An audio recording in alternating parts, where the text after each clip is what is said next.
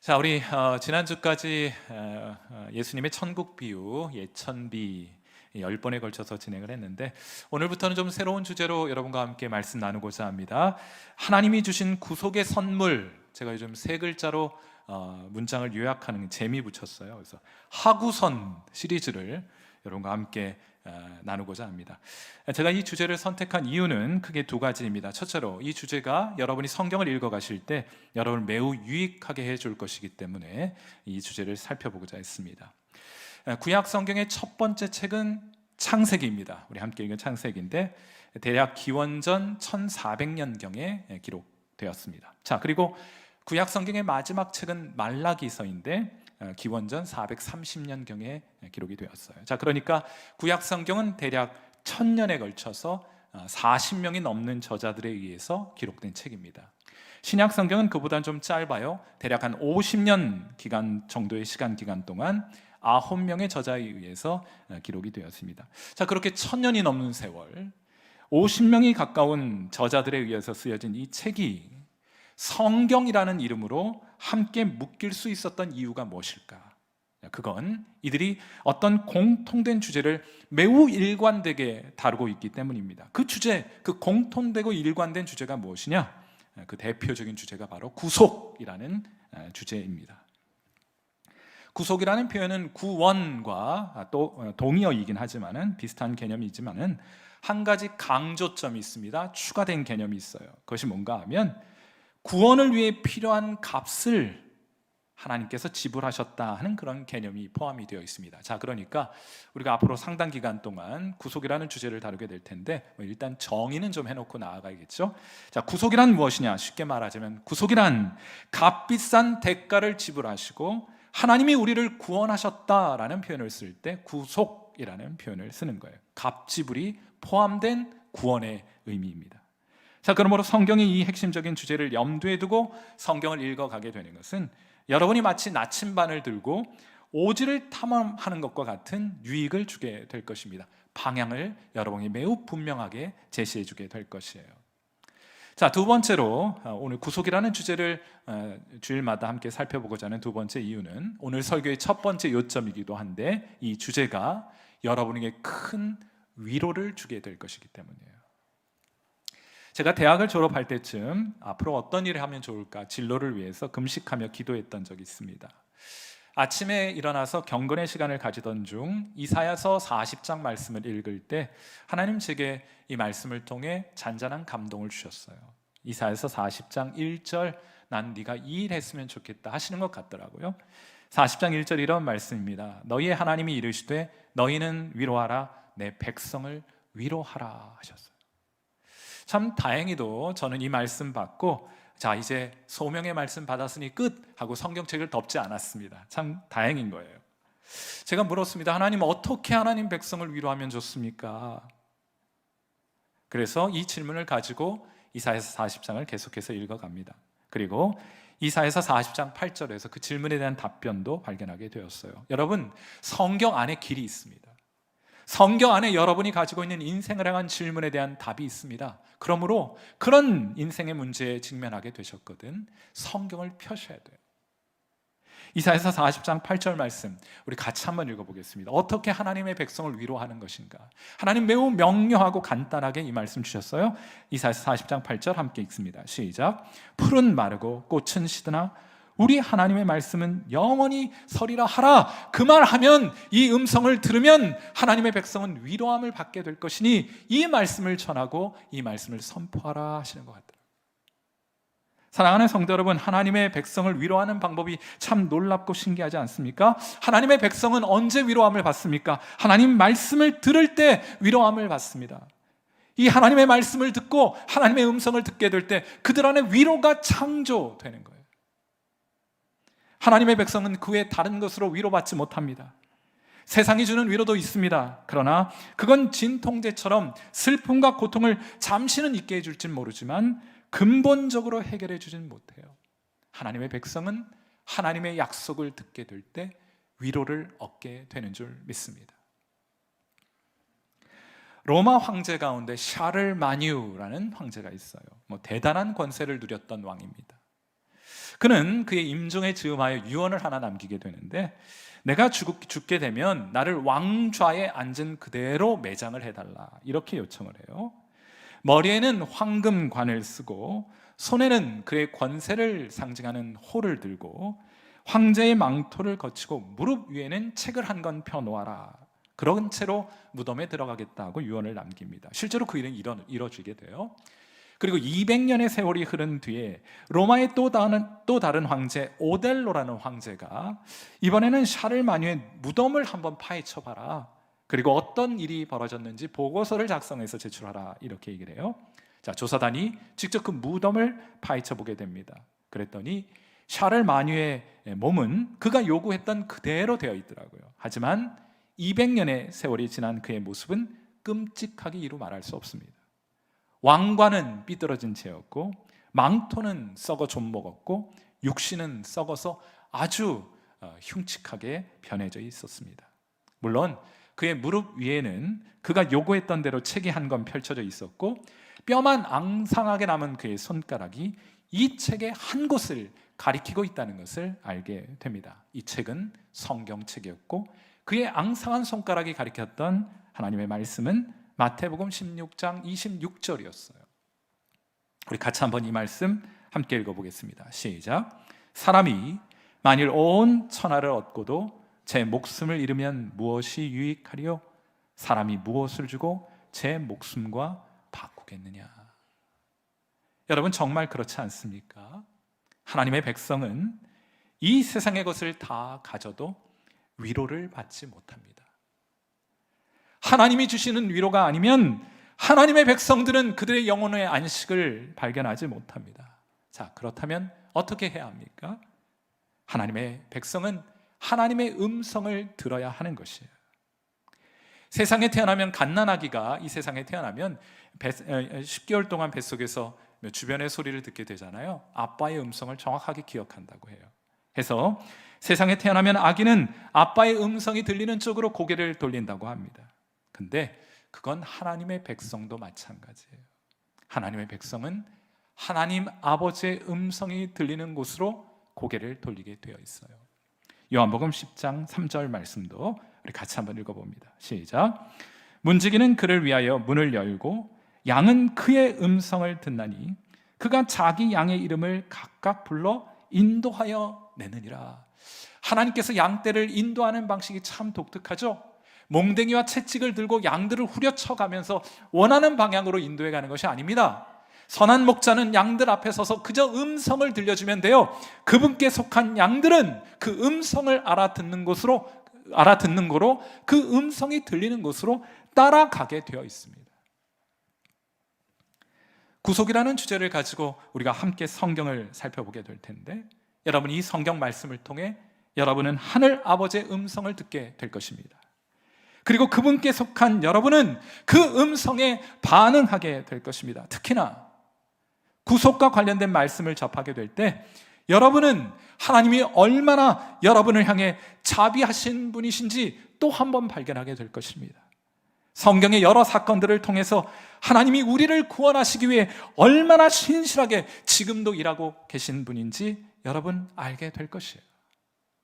하나님의 백성에게 이보다 더 큰 위로와 소망이 어디에 있겠습니까? 하나님은 지금도 우리를 구원하시기 위해 우리와 함께 일하고 계신 하나님이신 줄 믿습니다.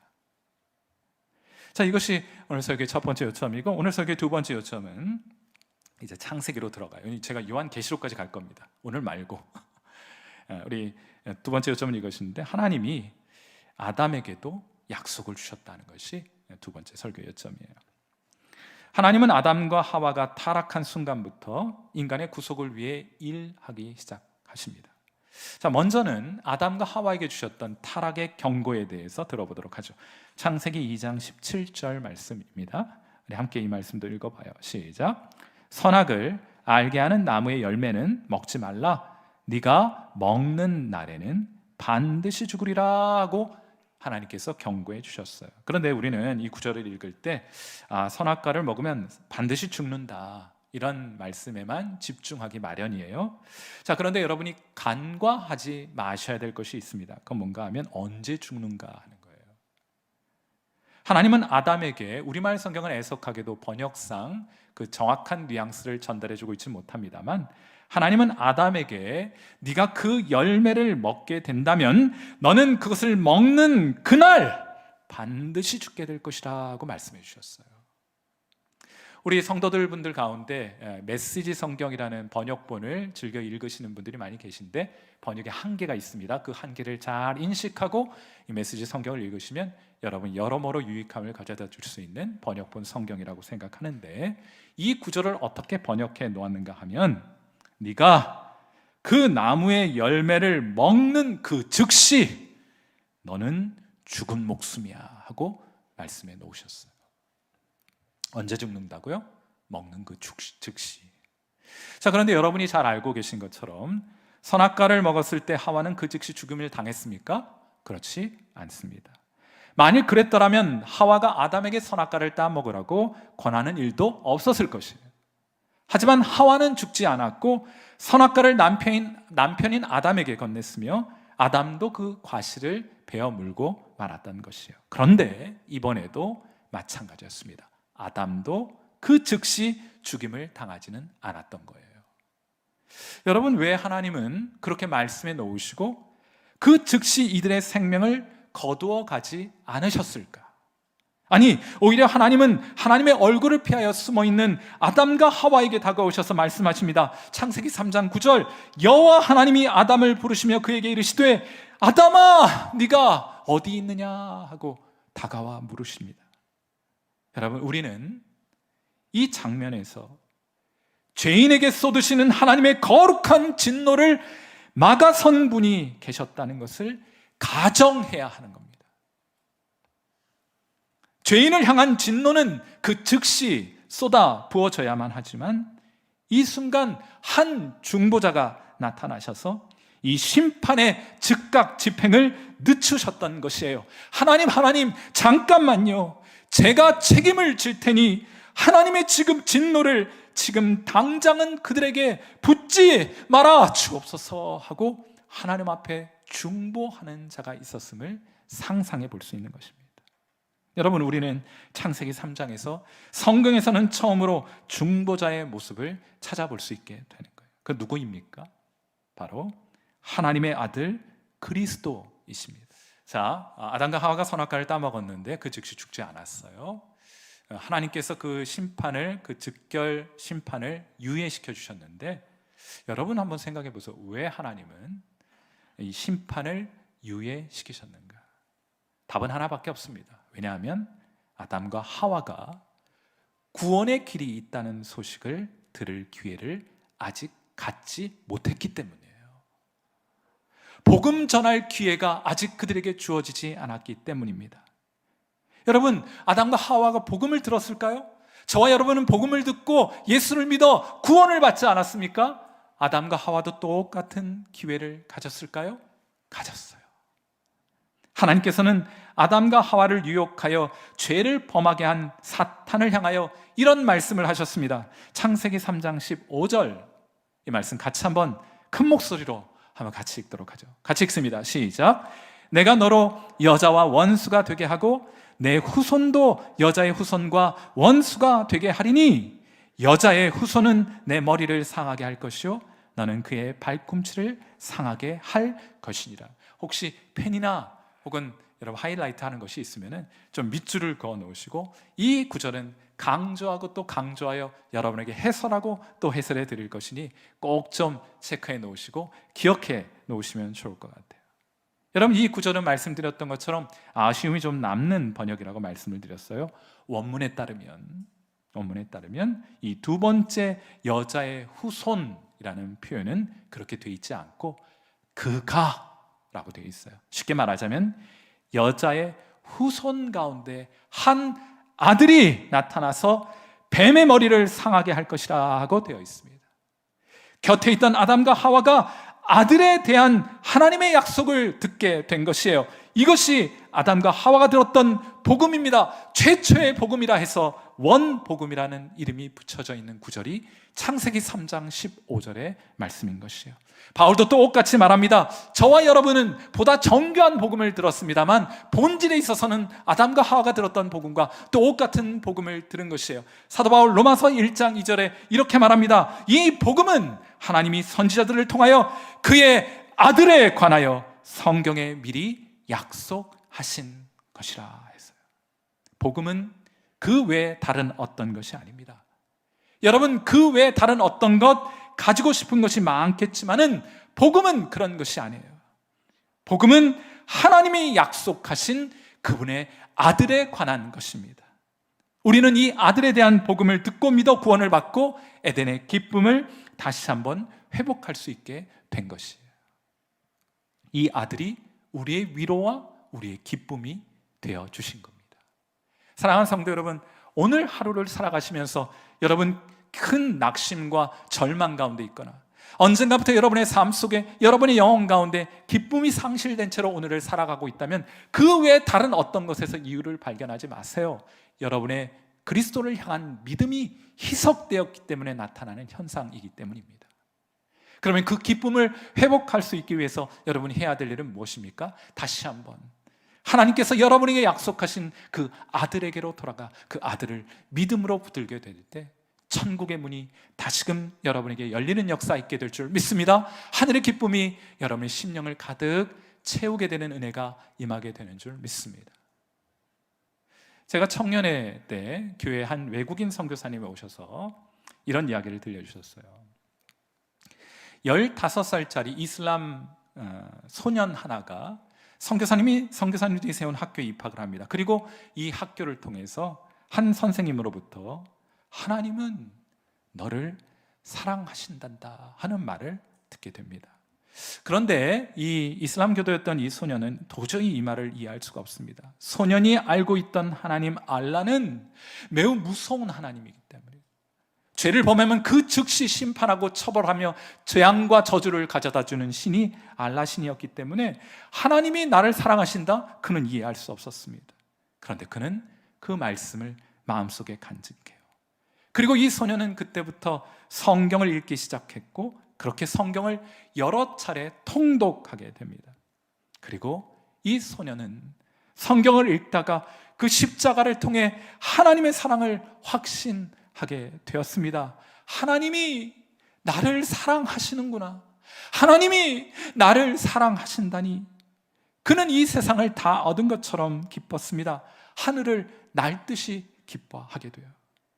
에덴의 문이 그를 향해 활짝 열리게 된 것입니다. 이 소년은 그 즉시 침례를 받고 종교를 기독교로 개종하게 되었어요.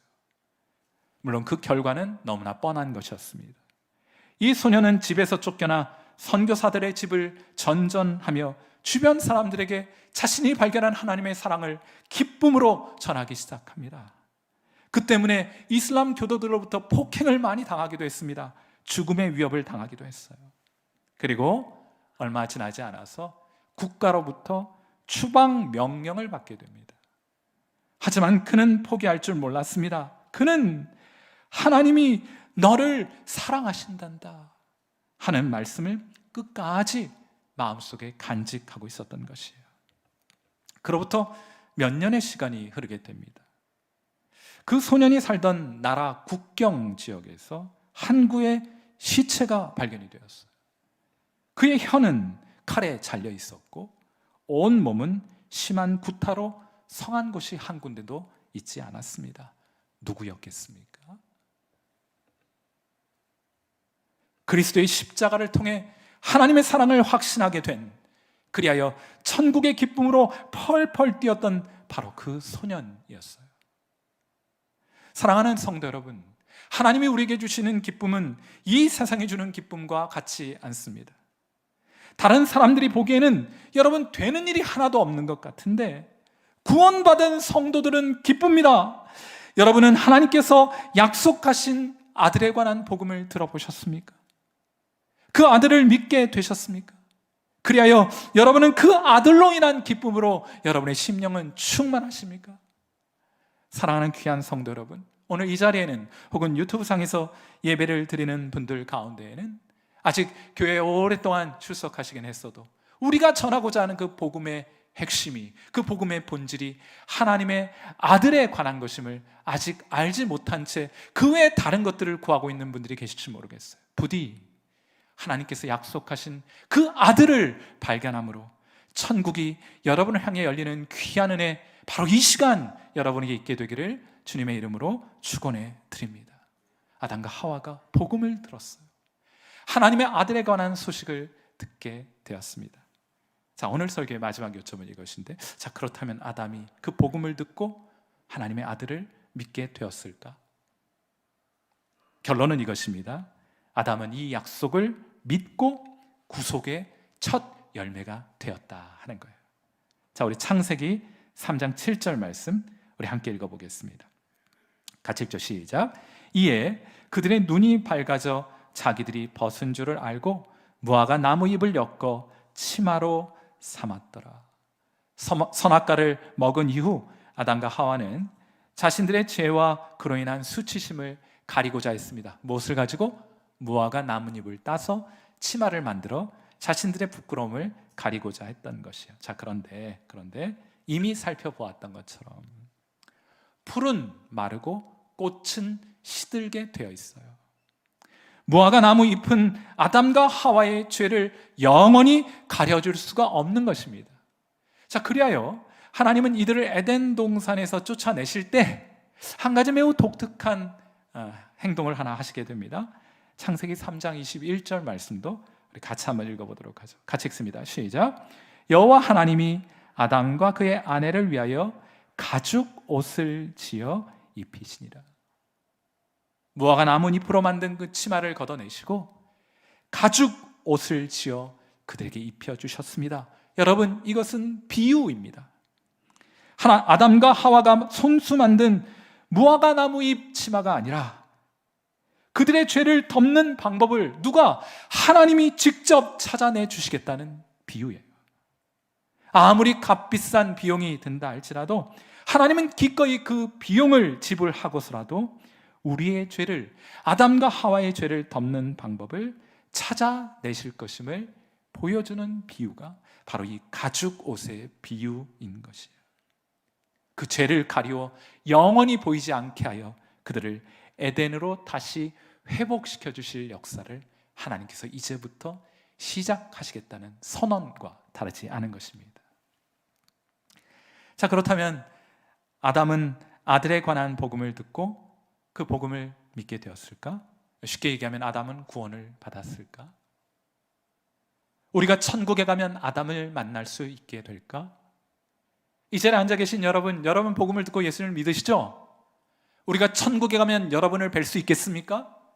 한번 옆자리에 계신 분 한번 여쭤보세요. 확실하시죠? 왜냐고는 웃지요, 그죠? 궁금하지 않습니까? 아담이 정말 예수님 믿고 구원받았을까? 저는 구원받았다고 확신합니다. 우리는 천국에서 아담을 볼 수 있게 될 것이에요. 아담이 아들에 관한 하나님의 약속을 듣고 첫 번째로 한 일이 있어요. 자, 에덴 동산에서 쫓겨나기 전에 아담이 아내의 이름을 지어줍니다. 그러니까 아내의 이름은 에덴 동산에서 쫓겨나기 전에, 선악과를 따먹기 전에는 아내에게 이름이 없었어요. 그런데 이 약속을 듣고 나서 아담이 아내의 이름을 지어줍니다. 뭐라고 지어줬는가? 창세기 3장 20절. 우리 이 말씀 같이 한번 또 읽어봐요. 시작. 아담이 그의 아내의 이름을 뭐라 해요? 하와라 불렀으니 그는 모든 산자의 어머니가 됨이더라. 하와는 생명이란 뜻이에요. 재밌잖아요. 죽음을 선고받은 아담이 아내의 이름을 생명을 뜻하는 하와로 지었다. 그가 하나님께서 주신 한 아들에 대한 약속을 듣고 믿었고 그 가운데에서 생명의 길을 발견했기 때문에 그 기쁨을 담아 아내의 이름을 하와라고 지은 것이 아닌가 하고 생각해 보게 돼요. 물론 아담은요, 여자의 후손 가운데 한 아들이 뱀의 머리를 상하게 할 것이라는 약속을 듣게 되었을 때 자신과 하와 사이에 태어날 아들 중에 하나가 그 일을 하게 될 것이라고 아마 생각했던 것으로 보입니다. 왜냐하면 그가 에덴 동산에서 쫓겨난 후에 아들을 낳게 되거든요. 그의 이름을 이렇게 짓습니다. 창세기 4장 1절 말씀도 같이 읽죠. 시작. 아담이 그의 아내 하와와 동침하매 하와가 임신하여 가인을 낳고 이르되 내가 여호와로 말미암아 등남하였다. 가인이라고 부른 거예요. 아담은 생각했죠? 이 아들이, 이렇게 새롭게 태어난 이 아들이 하나님이 약속하신 그 아들이 아닐까 하고 말이에요. 여러분, 아담은 하나님 주신 약속을 듣고 믿었습니다. 더 결정적인 증거는 누가복음 3장 38절에 있어요. 누가복음 3장에는 하나님 가족의 족보가 수록이 되어 있습니다. 그 족보를 우리가 함께 읽어봅니다.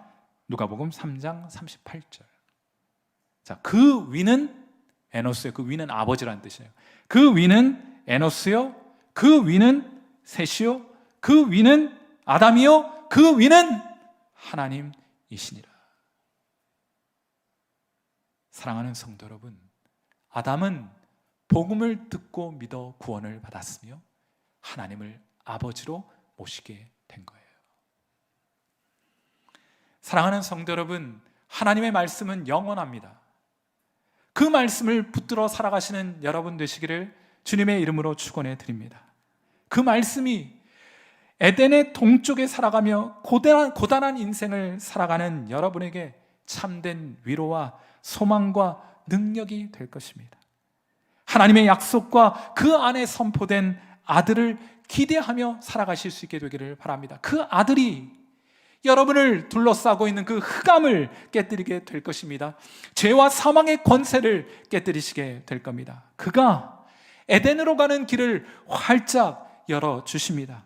이 믿음을 가진 자들에게 하늘의 기쁨이 바로 오늘 지금 이 순간, 그 믿음을 갖는 바로 이 순간 여러분에게 충만하게 임하게 될 것입니다. 우리 함께 기도하도록 하겠습니다.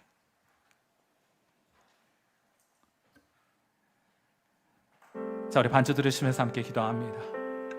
하나님이 장차 이 세상에 오셔서 사탄의 권세를 깨뜨리게 될 한 아들이 바로 2000년 전 이 땅에 오신 예수님이라는 것을 믿어 구원함을 받고 하나님과의 관계를 회복하고 그리하여 천국이 여러분을 향해 활짝 열리게 되는 역사가 바로 오늘 지금 이 순간 있기를 위하여 우리 시간 함께 기도하는 시간 되기를 바랍니다. 아직 이러한 신앙 고백을 가지지 못한 분들이 계시다면 하나님이 약속하신 그 아들이 예수님이시고 예수님은 약속하신 그대로 우리에게 오셔서 우리의 주님이 되어주셨습니다. 어둠의 권세를 깨뜨리신 주님이 되어주십니다 하고 이런 마음의 문을 열면 오늘 바로 그 고백이 있는 이 순간 여러분 안에 천국의 기쁨이 회복되게 되는 것입니다.